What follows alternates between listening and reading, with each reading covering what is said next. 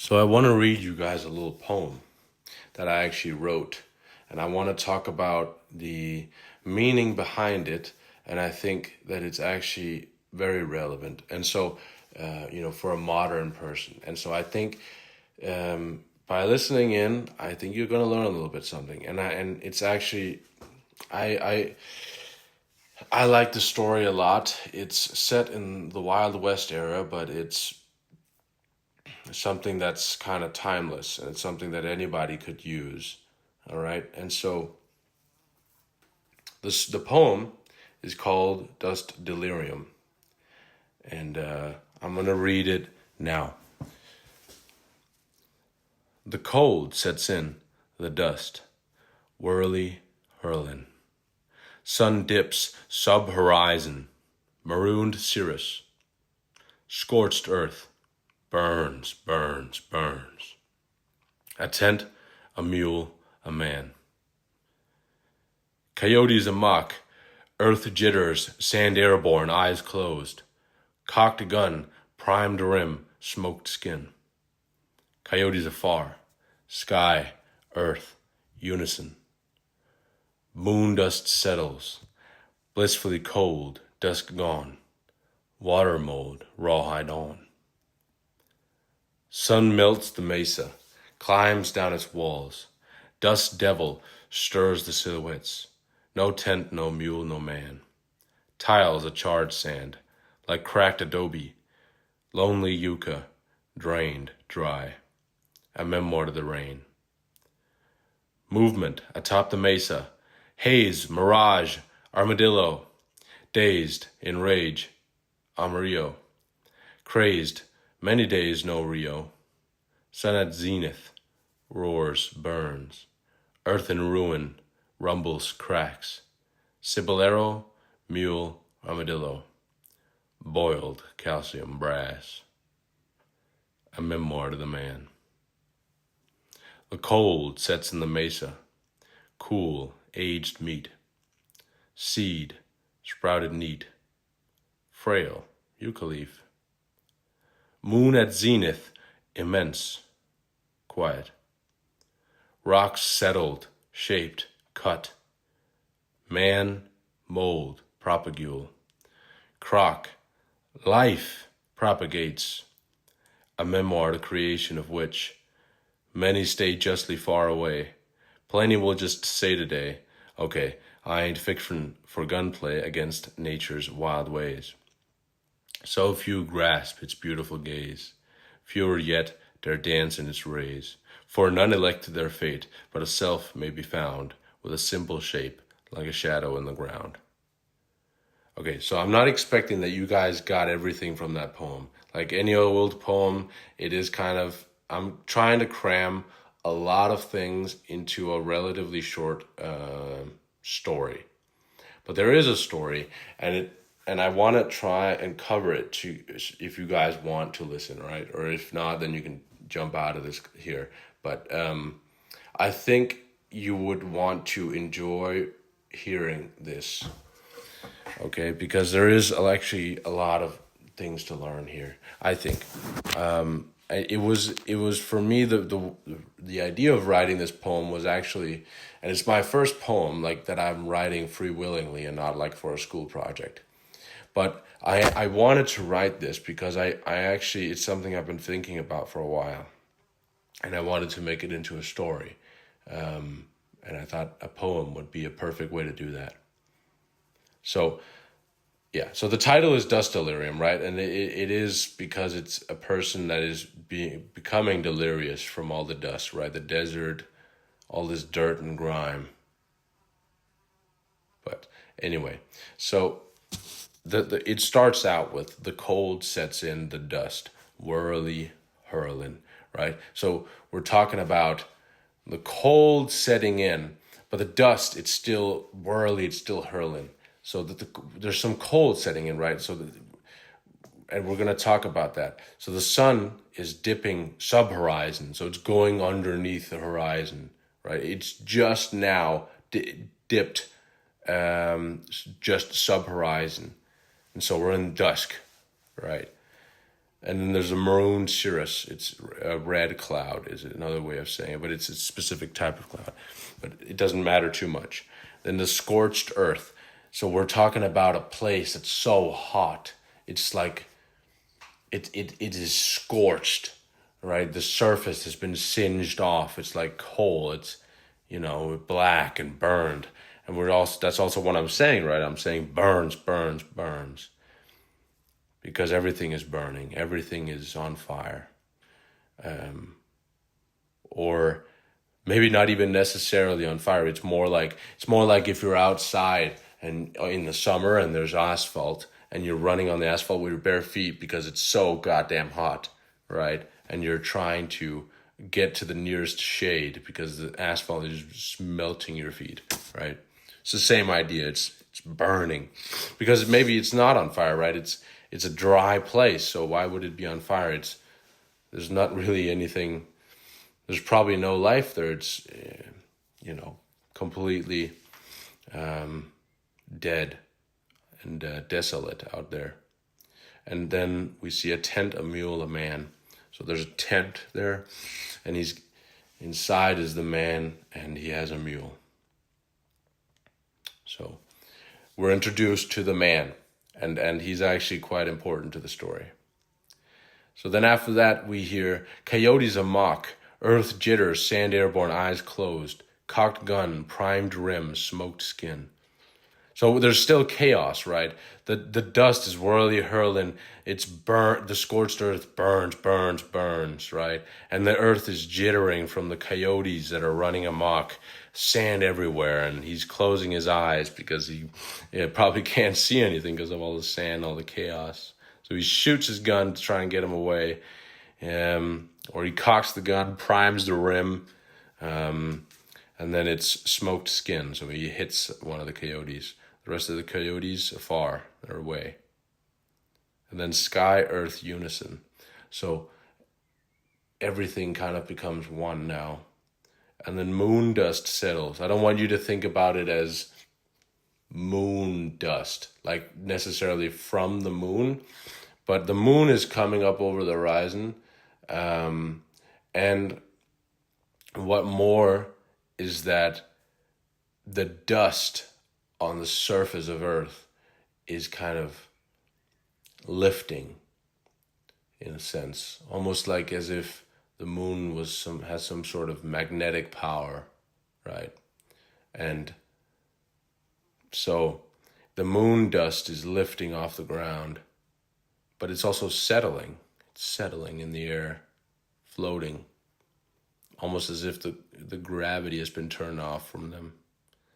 Or maybe as if the moon is so immense that the gravity is actually it's screwing. There's also a gravitational force from the immense size of the moon that is actually pulling on the sand or the dust from the ground and lifting it.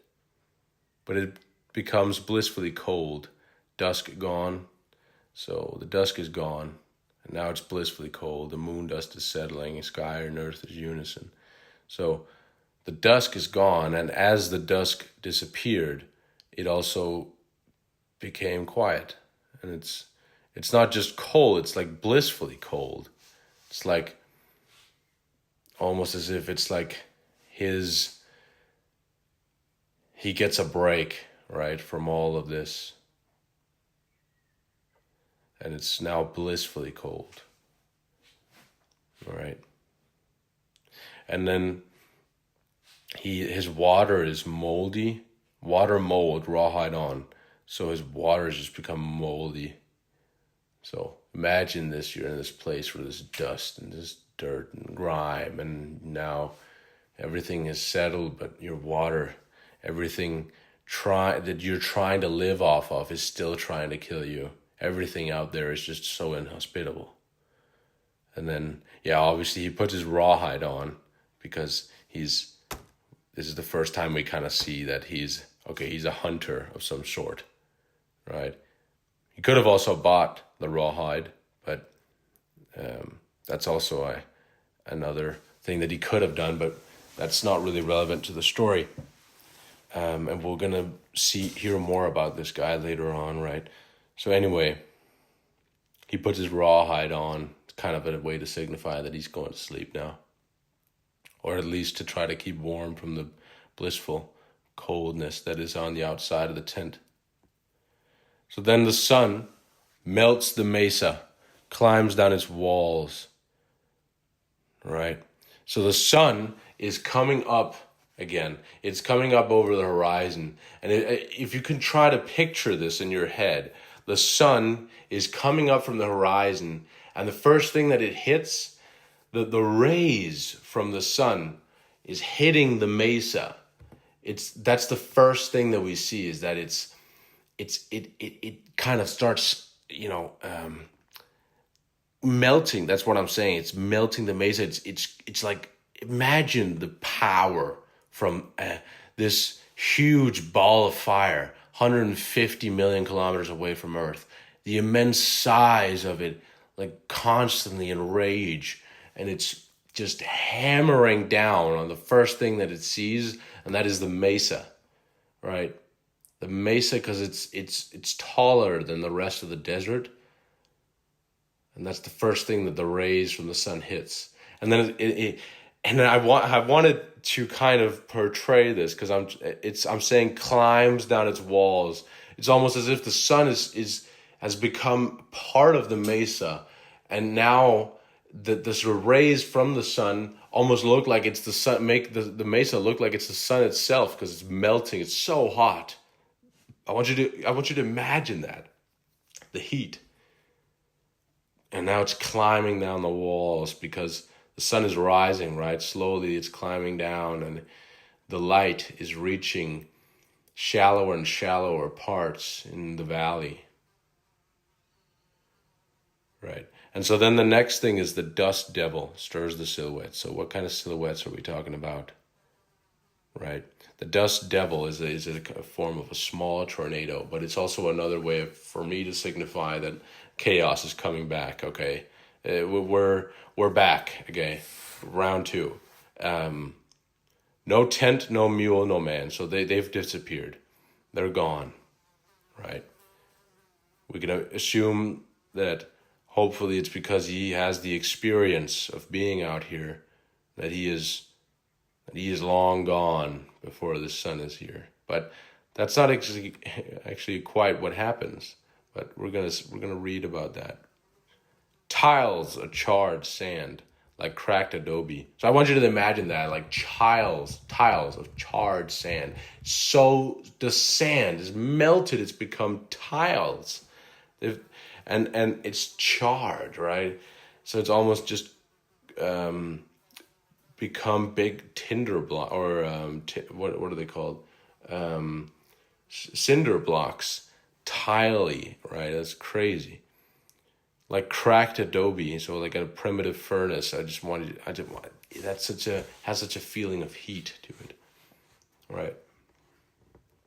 Lonely yucca, drained, dry, a memoir to the rain, right? So the lonely yucca is a plant, but it's drained and it's dry, but it's still a memoir to the rain that once was, or that has maybe swept over at some point, but it's drained and it's dry, and it almost can't sustain itself anymore. Or maybe it's the last bit of life. Maybe this is the final day for it. So, quite an inhospitable environment. So anyway, now we're actually halfway, and there's a lot in this story, but I do really like the story itself, and I've tried to cram it into a small of a poem as I could, right? And but there is a lot. And I want to talk about also why it's important to us in the end of this story. To a modern person to want to listen to stuff like this in general, because reading fiction doesn't need to be, just because it's fiction doesn't need to mean that it's not important to someone who is not part of the story. There's still a lesson to be made there, right? So I'm going to continue, and I'm going to hopefully, along with you guys, see if we can learn some more here, and why it's important to us. So, movement atop the mesa, haze, mirage, armadillo, dazed in rage, Amarillo, crazed, many days, no Rio. So movement atop the mesa, what is this kind of movement that is atop the mesa? It's the haze, the mirage, armadillo. So there's haze up there. There's haze. You can imagine a sun or a chaotic desert. The sun is bombarding the surface. There would be a haze. And then the mirage, because it's so hot. The water, the little amount of water there is on the surface is lifting, is evaporating from the surface, and it's making this kind of reflection that looks like a lake, but it's not a lake. It's just water evaporating from the heat. Okay, and so then there's also an armadillo. Okay, so that's a small creature that has. It's a quite an insignificant creature in many ways. It doesn't really do a lot, but it has armor, and it's actually it's kind of maxed out on defense, if you can say it like that. Okay, and so what? So we see an armadillo there. Okay, but where is this man? Where is he? So anyway, the next thing that it says is dazed in rage, Amarillo. Crazed many days, no Rio. So somebody is dazed in rage, and then it's Amarillo, which is yellow in Spanish.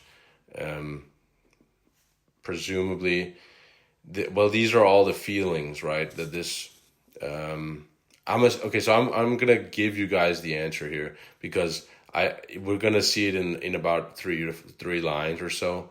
It's the man. And he's dazed because of the fact that he's been out here for so long. Every single day, you don't know if you're even going to make the next 30 minutes, right? It's just constantly, how can I improve my situation right now?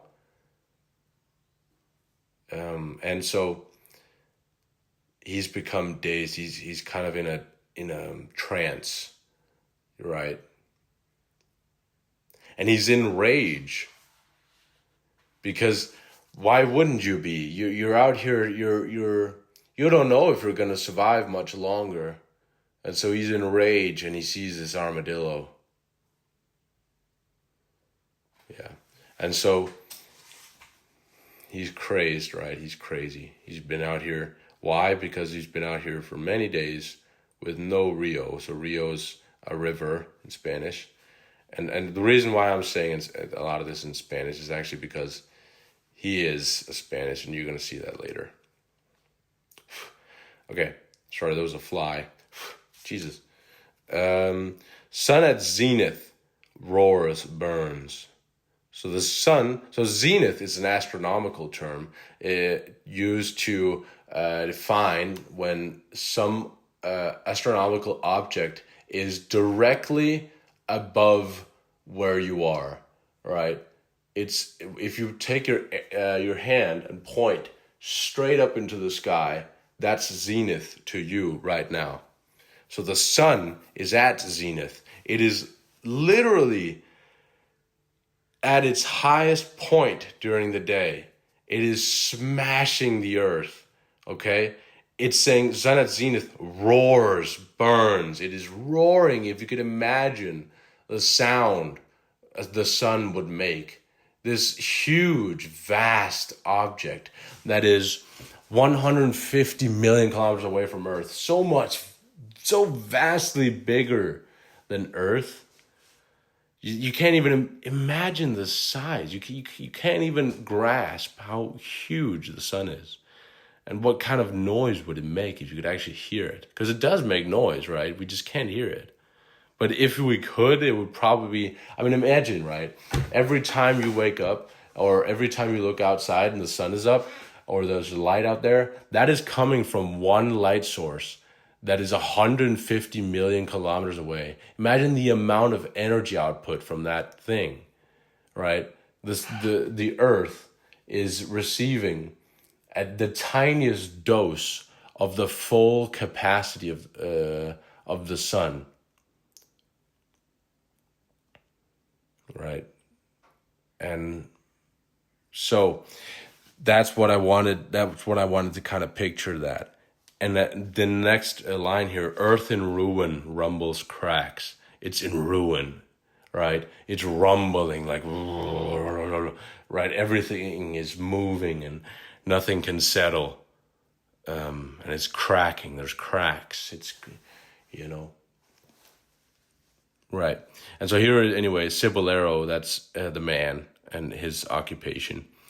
And then we have the mule and the armadillo. So the mule is obviously his mode of transportation. It's been with him everywhere he goes. And the armadillo is there as well. And then under that, you see boiled calcium brass. So the Cibolero has become what is underneath, and that is boiled. So the Cibolero, the man has boiled, and the mule has turned to calcium, or not turned to calcium, but all that's left is the calcium. And the armadillo, all that's left is some brass. So why is there brass? Well, you know, you could imagine that he probably doesn't need too much of the armadillo because he's now boiled, so he's obviously dead. So he doesn't really need the armadillo anymore. But he did shoot it just before he died, and yeah, there's some brass there now. A memoir to the man. So just like before, I said a memoir to the rain. So now this is a memoir to the man. Because much like a memoir to the rain, right, the last thing that is said, lonely Yucca drained dry, is just 2 lines showing that there is life out here. This is the first time that, other than the mule and the man, of course, and the coyotes, is that there is a yucca out here as well. There's a little plant that's actually surviving in this environment, barely drained and dry, but it is actually surviving out there. And so, anyway, the memoir to the rain is that the yucca is kind of evidence that there was rain at some point, or has had some rain at some point. Right. And this is a memoir to the man, because if you imagine yourself as like a detective and you're walking up to a crime scene and you see there's a man who's boiled, there's a mule that's all that's left is just the bones and the skeleton of it, and the armadillo has been shot by the brass. You can assume that it's probably because the man has shot the armadillo, right? And obviously it's difficult to say that someone who's been boiled out in nature, it's obviously a weird thing, but if you can imagine the imagery that you're out there and it's so inhospitable, it wouldn't be too far to say, okay, he's probably still died of natural causes, even though he's been boiled. The same with the mule.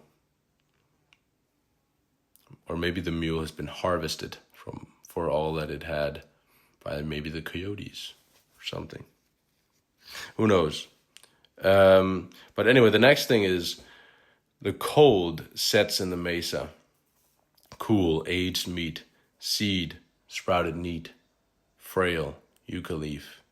So what's happening here is that actually all the meat from the animals or from the creatures, the man as well, right, has been cooled down. The cold sets in the mesa. The meat is cold. It's also aged, because if you can imagine just meat out in the heat, right, it just ages faster. And then it says, seed, sprouted neat, frail yucca leaf. So a seed or a little yucca leaf has sprouted.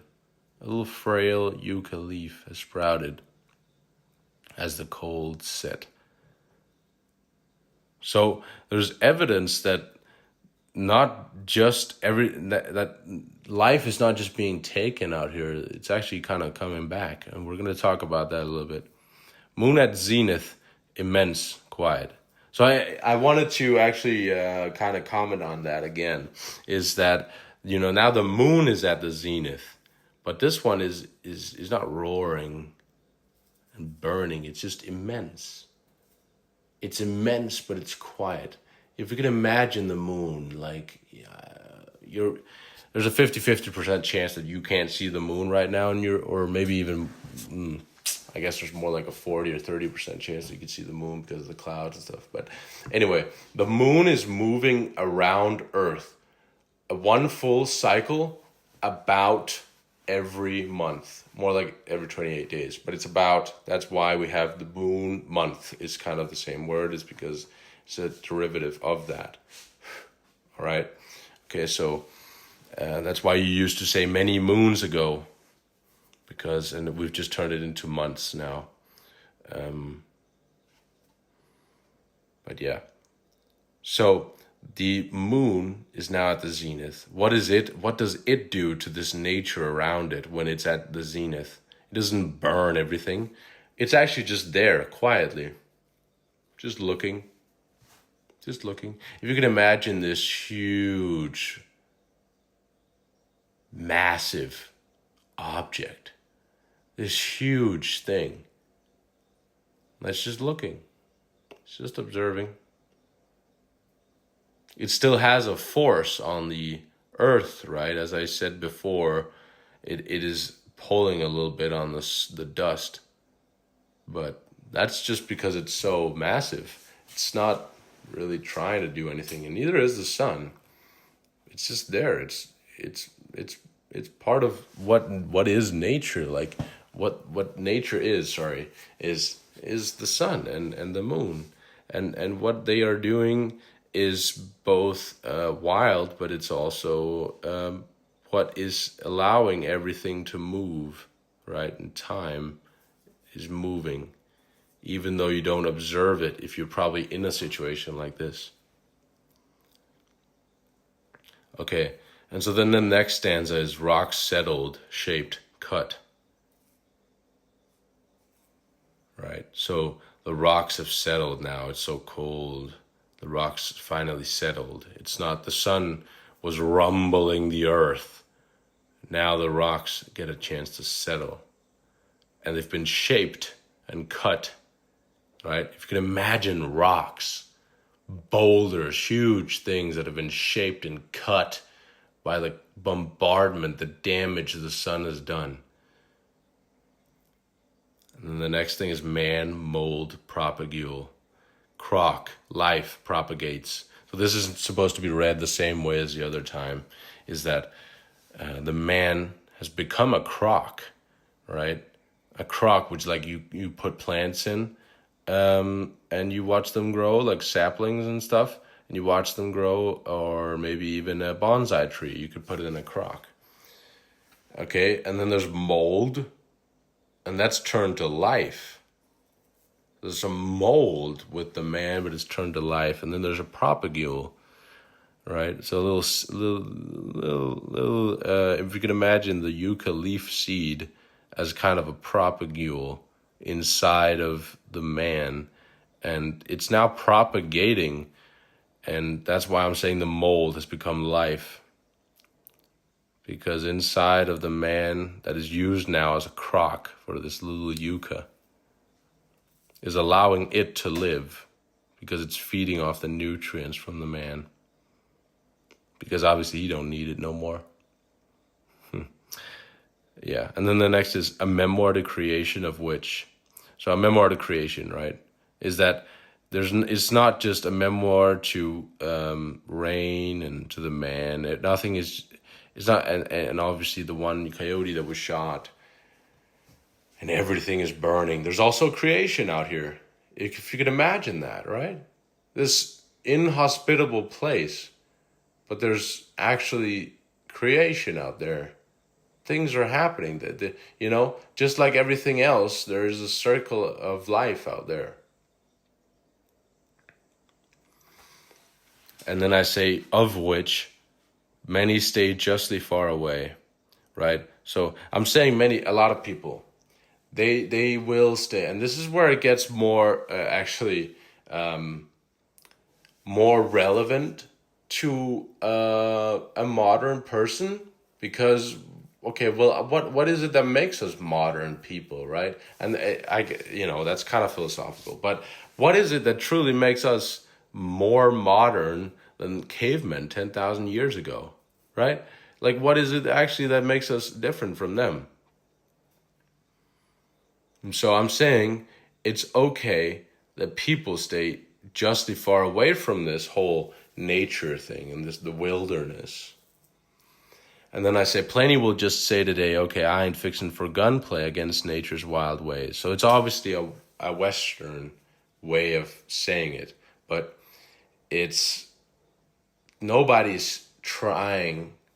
wants to have a duel against this nature, right? Because nature is, right? We also call it the wilderness. It is wild. It's like almost as if nature's personality is wild.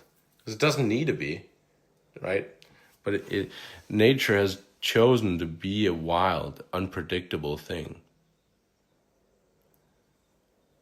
right? That's why we call it the wilderness. It's ready to adapt. It doesn't just sit around on the couch doing nothing. It's ready for change. It's ready for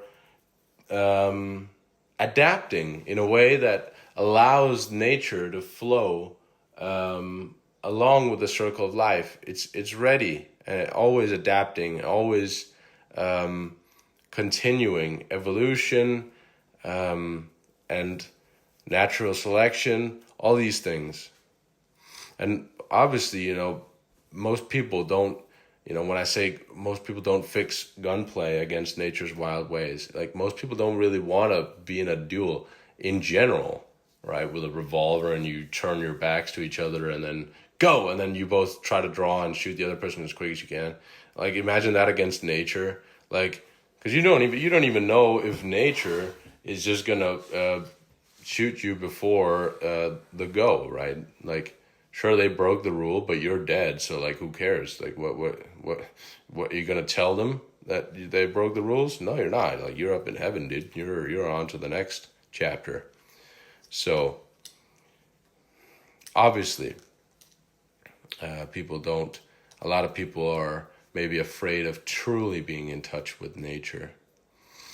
But then I go on to say this, and I think this is the kind of the pivotal point in this story, because I say, so few grasp its beautiful gaze, fewer yet dare dance in its rays, for none elect their fate, but a self may be found with a simple shape like a shadow on the ground. So when I say so few grasp its beautiful gaze, right, what do I mean by that? Because it has a gaze, like much like it has a personality. If you can imagine nature as a person or something, it has a personality of being a little bit wild. It has a gaze.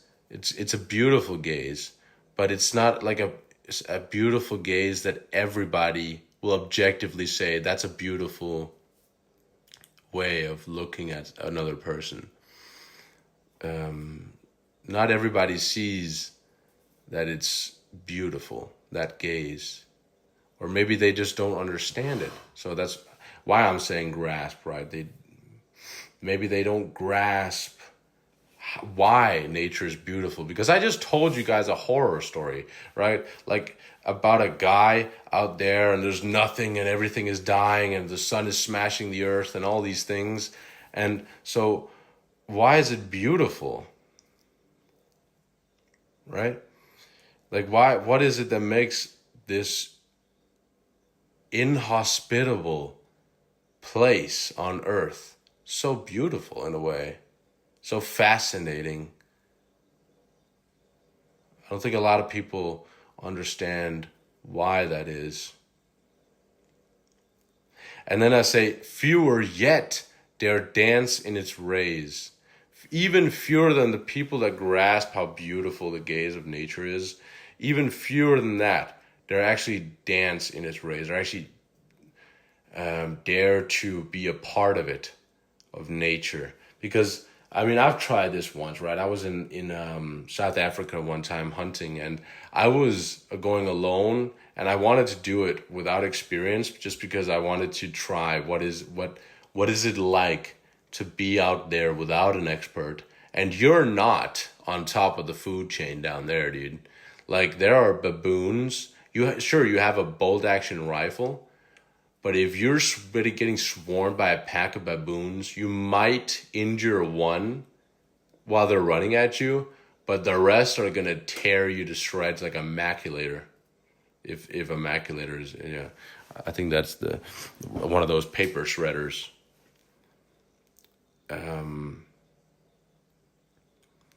Right? And so you need to, when you're out in nature, you need to be ready for adaptation, for being spontaneous, improvising, because you can't predict nature. You don't know if there's going to be a cape or swarm of cape buffaloes around the corner that are going to stampede you to death because they saw you as a slight threat. You don't know if the baboons are actually going to get scared of you and run away instead of attacking you. You don't know what's going to happen, how other creatures are going to react, right? And so what is the correct answer out there? You don't really know. Is it right to just destroy everything to make sure that it doesn't destroy you first, or should you be more passive? But in the event that something, that an animal is not afraid of you and it is hungry, then it's gonna use your passivity against you. Okay, so yeah, so there's a lot of ways to be out there, and so that's what I also said is, for none elect their fate, but a self may be found. So for none elect their fate, because no one can choose their fate out there, right? You don't know how you're gonna end up, is what I was just saying. You don't know. You don't know anything. You don't know how tomorrow's gonna look. And then I say, but a self may be found with a simple shape, like a shadow in the ground. So what I'm saying is that you could maybe, just maybe, find yourself, what you truly are. So like, okay, so a shadow in the ground is kind of a weird thing, right? Because a shadow doesn't really care if it's nature or if it's a concrete building or whatever. There's always going to be a shadow. But a shadow doesn't lie. It maybe doesn't tell the whole truth, but the more you show to it of what you are, the more you see yourself, right? So if you can imagine your own shadow when you're standing out in the sun, and you turn to it and you look straight at it, you see what you are. Like, you see what you are. You're just a human. You're like two legs there, there's an arm, and maybe another arm, maybe if you can see them both, or if you have both, that's not guaranteed, right? And then if you also, there's a head, right, and stuff. And so most people have that. If not, they're probably not going to be looking at their shadow. That's going to be difficult. But anyway, so the shadow doesn't lie, right? It just says what it sees. It shows it. And so why am I saying a self can be found with just the simple shape like a shadow on the ground, is because this is what you are. This is what that thing is, or whatever. You could say anything as a shadow, and what is that? It's the same thing as I'm already seeing, but you can't see yourself. But if you look into shadow, just like a caveman 10,000 years ago, if you look in the shadow and you think, that's what I'm doing. I'm casting that shadow. This is me. Like, I'm a person. And you realize you're no different. You are no different than the caveman 10,000 years ago. We are not different. We have technology and all these things, but we have the same necessities, the same needs and wants and all these things as the cavemen so long ago. We are no different from them. And so accepting nature might just be a to some maybe an eye opener, but to a lot of people, I think it's a way of finding yourself truly, like what you really are. Like you can plan out your whole life today in society. You could really plan out your whole life. Okay, the rest of my life I want to work as a janitor here. Okay, assuming you don't do anything wrong, you could and you just you know, you go with the flow and you do your job. You don't get fired. You do that the rest of your life. Or you know, obviously if the business goes down, but we're not meant, humans are not meant to think that long term. Like we're really not. And that's what's kind of sad about everything is, right, is that obviously we're stressed, and a lot of people are depressed. It's like we're not meant to be doing what we're doing. So you need to find a balance between, obviously, and I'm saying that, right, many stay justly far away. It's okay to stay away from nature because it's dangerous and you don't really want to lose your life.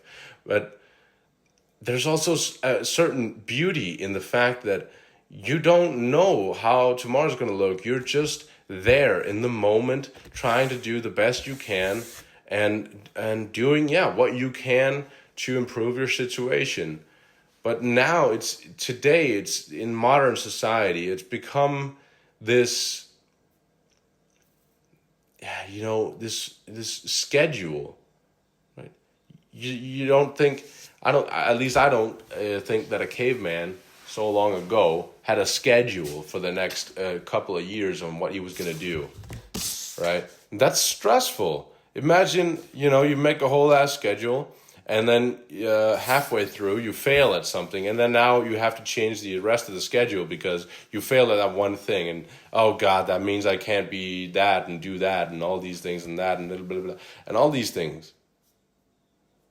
And that is stressful.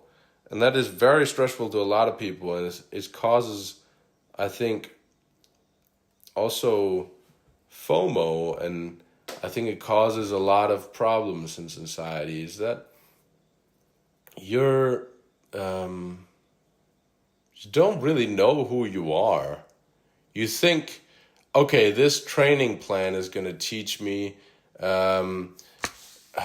or it's going to make me more strong, and that's going to teach me discipline, and that's going to this and that, and I'm going to learn this and that there, and this and that there. Maybe you don't really know what you want, right? So obviously discipline is a good thing to have, but there's also things such as too much discipline, and you can do everything too much, and you can do it, some things not enough. But I think finding a balance in life, I think that honestly comes with getting in touch with nature.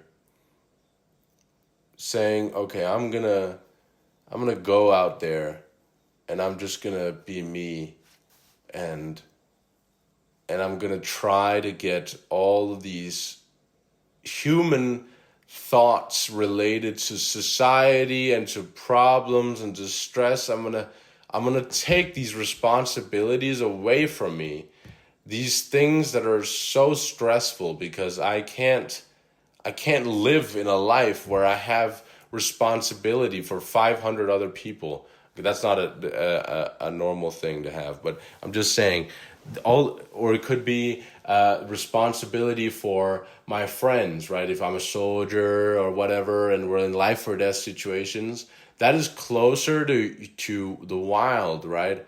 But it's also when you're not in life or death situations with your fellow like comrades and stuff, like you have a responsibility for so many things that are not that honestly, they're not very human. To have thing like you, yeah. So what I guess I'm trying to actually, I'm kind of circling around now, and I'm just going back to the same thing, is that but I think it's important to know. I think it really important that people realize that nature is, we are nature. Like humans are literally nature. Like we are a byproduct of the circle of life, and we evolved so much that we can now screen ourselves from the very thing that has made us, right? But we're not. Like we're still, right? It's why our eyes see more shades of green than every other color combined in our vision, is because we're a thing of nature. We still have our tailbone. Like we're still, evolution is still going. Like we're, who knows? Maybe in 10,000 years we're gonna be a hairy creature again, because I don't know, in 20 years or 10 years the bombs drop, and we have a nuclear fallout for 70 years, and I don't know, maybe words like fucking particle accelerator won't be that necessary in a world where, you're just fighting for survival in a post-apocalyptic, like a post-apocalyptic nuclear fallout scenario. Like words like that are probably not too important, and say they probably haven't been said in decades and have probably been lost in with time. And that's just like one thing, right? But there's so many other things that could have been lost, and so slowly then humanity progresses to needing other things, and maybe we start needing body hair again because it's so cold, or and we maybe don't want to rely on clothes. So many things could get lost, and we need to remember that, is that we are just creatures, constantly moving, constantly adapting. And so this whole idea, this whole notion of planning out our lives, it's not a human thing. That's not a human thing to do. Planning, okay, by New Year, I'm going to start working out. No, no, no, no. Start today, or the day that you have time. Why wait? Like that's an abstraction. There's a reason why you're trying to wait. It's because you're avoiding it. So when you're out there trying to solve problems, solve them when you can, when you have the time. And just enjoy it. Live in the moment of doing that very thing that you're doing. Because that is what human is meant to do, is just being in the moment. Enjoying life as it is, not thinking of time and in X amount of years I'm gonna have to be this and that and this and that, and I need that on my CV or resume and all these things. That's not human. It's so stressful. Start being more. What can I do now? Okay, well, right now I feel I have some things on my bucket list. Like, let's say I want to work out more. Okay, what can I do now? I can create a training plan. I can hit up a coach, maybe a gym membership, all these things, combine all these things with some running or whatever. And I'm going to change, and I'm going to do it slowly because I've been inactive for a long time. But I'm going to proactively do what I can now to make myself a more fit person than I was yesterday. And I'm going to do that every day. I'm going to be consistent with it. And I'm making that decision now, in the moment. Because that is what humans are supposed to do. You need to adapt to be a person who is adaptable and ready for change, just like nature is. Wow, this has been 50 minutes now. I'm really glad if you've been listening in so far. I hope that this is teaching you something. A self-help book that I really liked was not that I agree with everything that Jordan Peterson says, but I really like the book 12 Rules for Life. I think that's a fantastic book.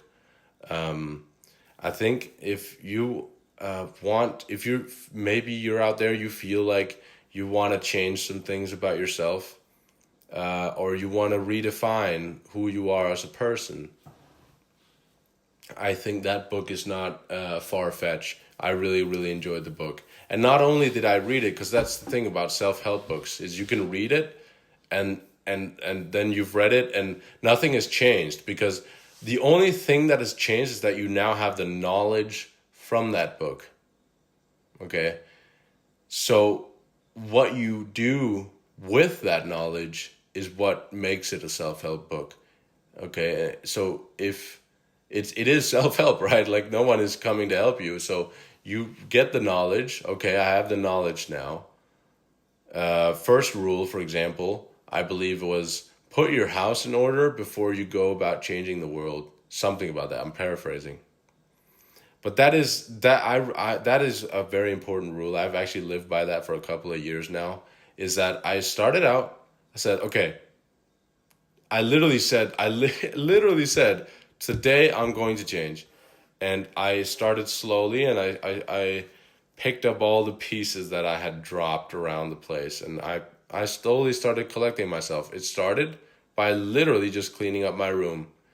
That was the first thing I did. I cleaned it up, and I said, okay, from now on, my room is going to be clean. And that was difficult, but slowly it started actually becoming a habit, and I actually really, really, really liked it. It's not squeaky clean, of course. It still needs to be functional, and sometimes, I'll have a corner where I have some clothes or whatever, but it is very much breathable, and it's a livable space. It's not like a museum, that kind of clean. But yeah, that's something I learned. And then the next thing I said, okay, what's the next problem I have to solve? Okay, I need to be more fit, because a human body functions best when it does what the body did in nature, right? And so one of the things the human did in nature was running a lot and exercising a lot, because it was necessary to actually get prey. Okay, and so that's why it's healthy to also do that very thing. So when you're running, when you're doing all these things, you might say, okay, well, I have bad knees and stuff. Yeah, that's because you've not been using your knees for fucking a decade or more. So start slow. Maybe don't start out running. Maybe start by cycling or walking. Maybe walking with a backpack that has some kilos in it, to train yourself up to becoming what you should have been all that time. And that does a lot of things to your body. One, it teaches you discipline, which is a great thing. It makes life easier to be a disciplined person. Another thing that it does is that it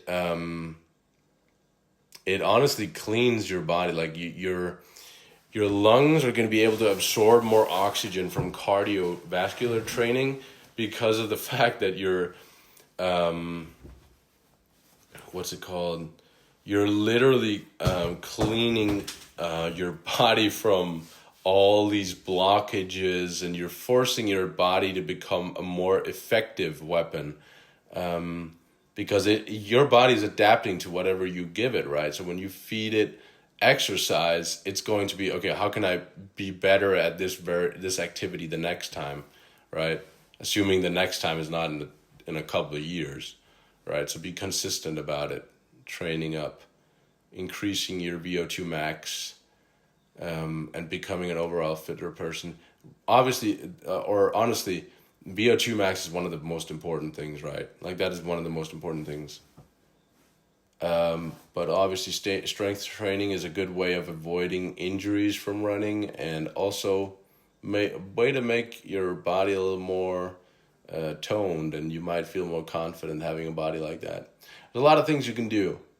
But it all starts with the proactive mindset that is, I want to change. I know this is not working for me. This lifestyle is not working for me. I want to change.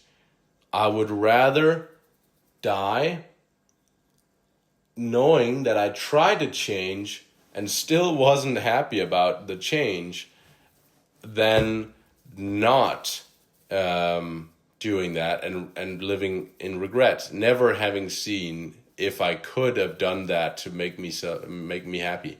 And maybe you're 40 or maybe you're 30, but you make the decision today that I'm going to change. I want to try something else now. I want to be a different person than I was yesterday. And that obviously doesn't happen overnight. For me, I am a completely different person today than I was 3 years ago, because I was not a very active person at all. I was playing video games. As soon as I got home from school, I didn't do homework or anything. And then I did a little bit of exercise, training up to be semi-ready for the military, but I still wasn't completely ready. But, I was enough to scrape the bare minimum. But the military taught me so many things. And being out in nature and being in touch with nature during the military training taught me so many things as well, that we are honestly just, human beings. And it doesn't matter. Like, honestly, dude, nothing really matters in the end. It's what you make, it's what you want in life that matters. Honestly, dude, this is a fucking vacation. A 100, maybe not 100. Some people leave this vacation a little earlier because they didn't really enjoy the vacation. They didn't really get anything out of this vacation. And so they die early because of heart complications or whatever. But this is honestly a vacation. And I think that you should start seeing this vacation not as like just this place of relaxing and doing nothing. That's not going to make you happy on this vacation. It's going to be going out, exploring, seeing the town, seeing the people,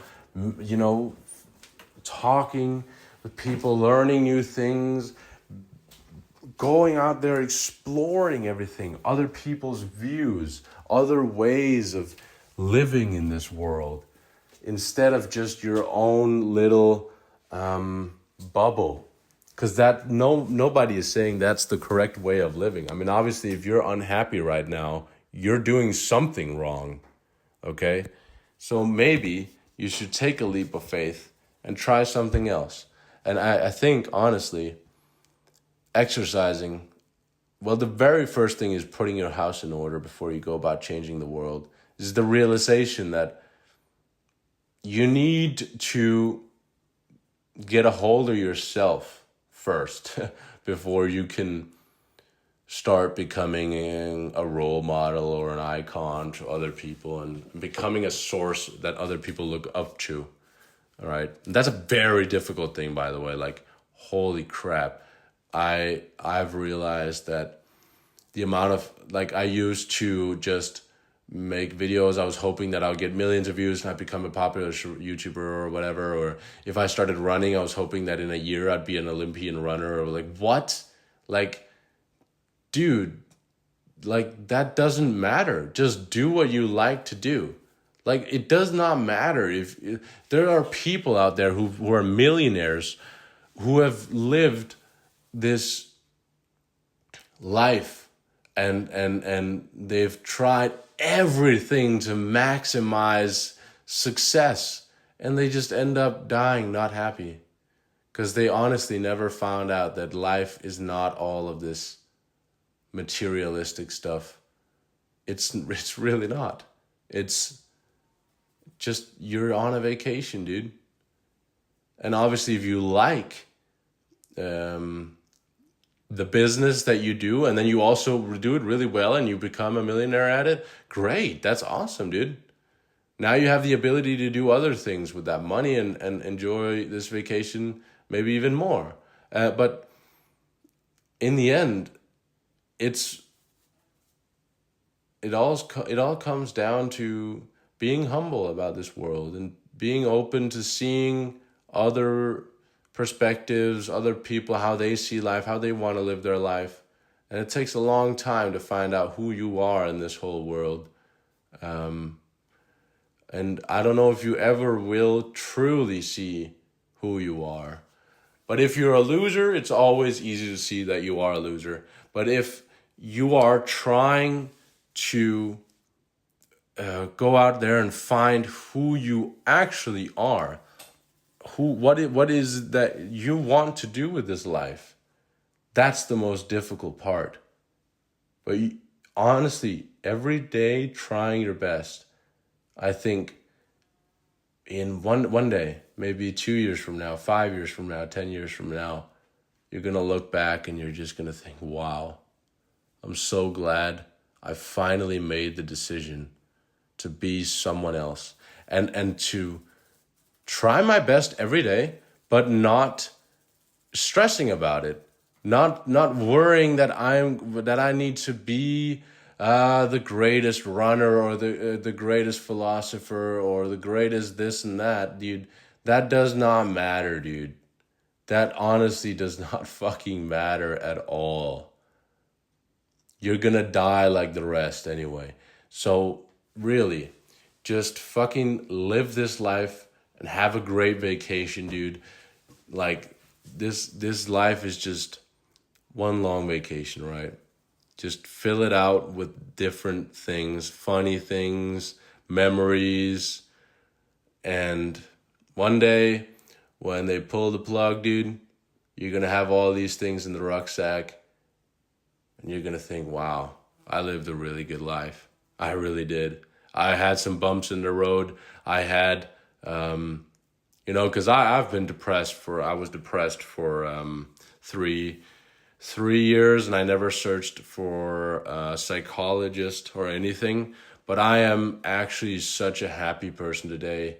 I'm still sometimes sad. I'm still sometimes this and whatnot, but I accept those feelings and I say, this is sometimes how it is. Because honestly, I get sad from failing, right? Like everybody does. Because I fail. I've failed many times. And even in the military, I found out that I wasn't as cool as I thought I was. But it takes a leap of faith to go out and to fail, but maybe also to succeed just a little bit. But it's a hell of a lot more fun than just staying at home doing nothing or watching television or watching other people succeed. It's so much more rewarding going out there, becoming a part of this world, using this human body as a vessel for fun, creativity, all these things. Because the human body, honestly, it's so fast. It's just a fascinating thing, right? It's literally the perfect body for interacting with this world. We have hands that have 5 fingers on each to interact with. We can interact with things in such a complicated way. Like give a cat a guitar.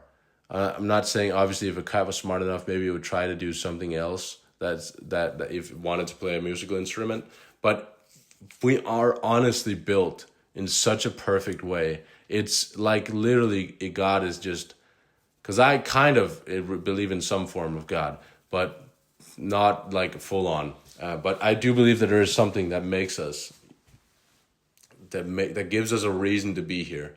And I think that's so beautiful about nature, is that it's wild and stuff like that. But it also, everything, it just honestly has a purpose, dude. Everything has a purpose. And creation, death, all this circle of life, things got to move on. Things move, things change, and you got to be open for that.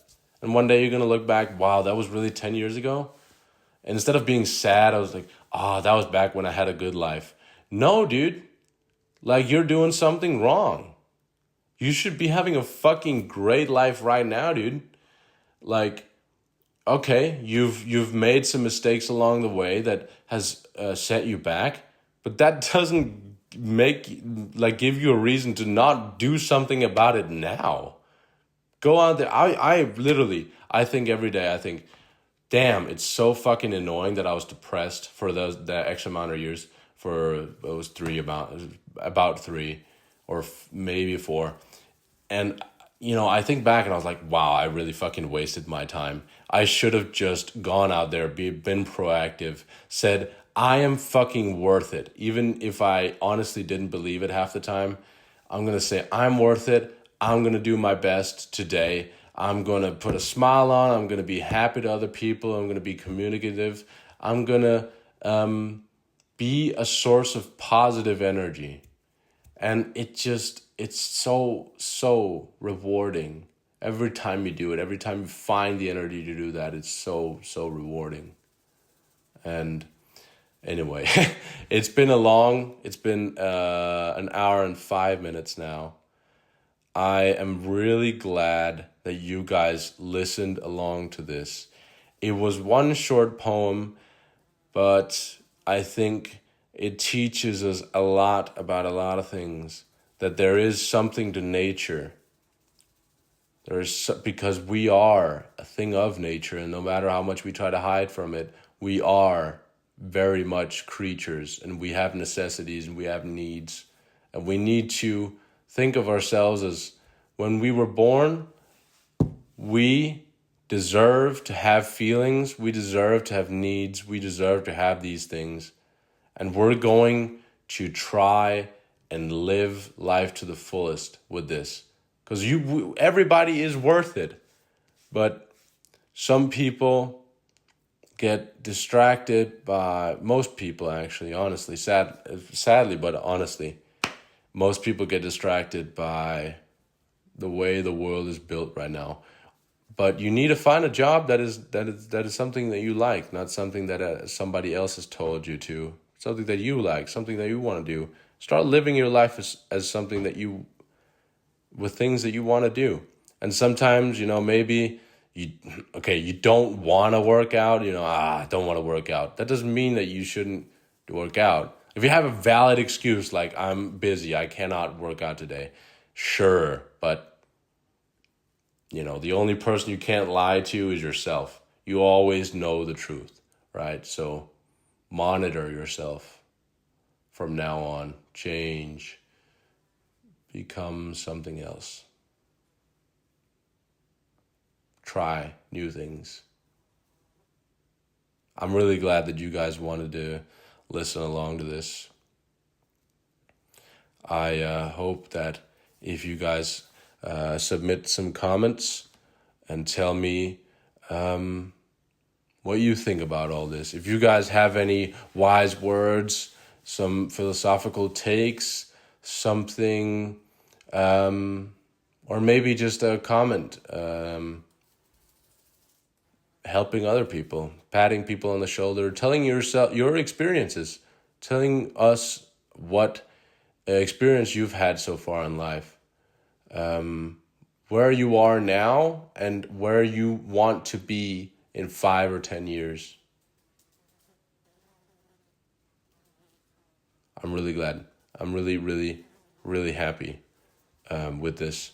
I'm so glad that you guys have been listening in so far. And I hope that you guys will submit some comments and saying your opinions. All this video was a waste of an hour of my life. Okay, I'm sad that it was a waste to you. But I hope that's not the case. Yeah. Thank you guys so much. I hope to see you guys in the comments. Have a fantastic day, honestly. For me right now, it's summer. It's beautiful, dude. But in the winter, I'm going to re-listen to this, and it's hopefully going to do something to get me through the winter, because the winters are always more difficult than the summers, right? So it's when you're at your worst, you got to make sure that you keep moving forward. I'm going to stop here. Thank you guys so much. Catch you guys hopefully in a video and not an audio clip. So thanks so much. Bye, guys.